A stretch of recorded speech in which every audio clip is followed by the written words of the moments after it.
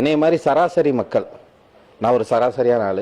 இப்போ 2000 எனக்கு அதிகப்படி கட்டணம் கட்டி போன இதில் கட்டினேன். இப்போ 4500 வந்துருக்குன்னா இது மாதிரி எல்லாருக்கும் என்னைய மாதிரி இன்னும் எத்தனையோ பேர் இது பாதிக்கப்பட்டு இருக்காங்க.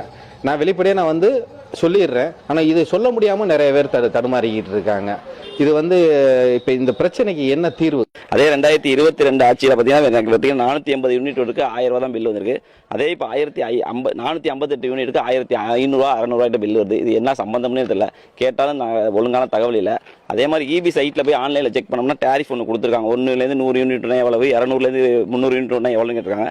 அந்த டேரிஃபையும் இதையும் வச்சு பார்த்தாலுமே எனக்கு அமௌண்ட் டேலி ஆக மாட்டேங்குது. ஒன்று கூட போது 1800 1900 வருது, இல்லை 1100 900 வருது. இது என்ன டேரிஃபில் அவங்க கால்குலேட் பண்ணியிருக்காங்கன்னு இது வரைக்குமே எனக்கு தெரியும். ஓடி இருக்க யூனிட்டை கனெக்ட் பண்ணி பில்லு போட்டிருந்தாலுமே எனக்கு 535 ரூபா தான் பில்லு வந்திருக்கணும். ஆனால் 660 ரூபாய்க்கு மேலே பில்லு வந்திருக்கு. இது என்ன கணக்குன்னு தெரியலை.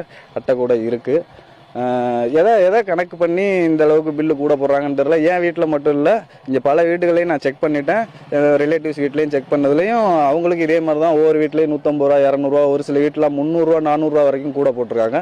என்ன அடிப்படையில் என்ன கணக்கில் இந்த அளவுக்கு பில்லு கூட போடுறாங்கன்னு தெரியல. மக்களுக்கு மின்சாரத்துறையும் தமிழக அரசும் இதுக்கான தெளிவான விளக்கத்தை கொடுக்கணும். நாங்கள் ஆட்சிக்கு கையெழுத்தே நம்மள்ட்ட என்னன்னு சொன்னாங்க, 200 யூனிட் ஃப்ரீன்னு தான் சொன்னாங்க. இப்போ கேட்கறதுக்கு இல்லை அடுத்துன்னு சொல்றாங்க. இது மக்களை ஏமாத்துற மாதிரி தான் இருக்கு. இதுவரை இந்த மாதிரி 3800 ரூபா எங்களுக்கு கரண்ட் பில் வந்ததே இல்லை. எங்களுக்கு வாடகையே 5000 ரூபா இருக்கு.